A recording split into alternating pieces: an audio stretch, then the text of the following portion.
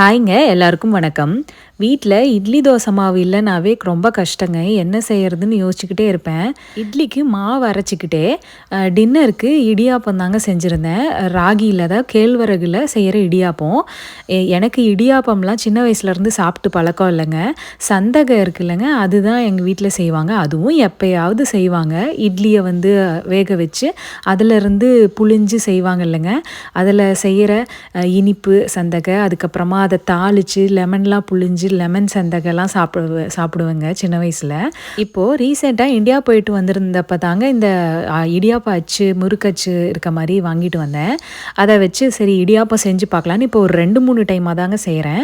First அரிசி மாவில் இடியாப்பம் கடையில் வாங்குகிறோம்ல, அதை வச்சு செஞ்சேன். அதுக்கப்புறமா ஊரில் கொண்டு வந்த கேழ்வரகு மாவு இருந்ததுனால அதை வச்சு செஞ்சேங்க. ரொம்பவே நல்லா வந்திருந்ததுங்க. அவ்வளோதாங்க. வேற ஒரு பதிவில் சந்திக்கலாம். நன்றி, வணக்கம்.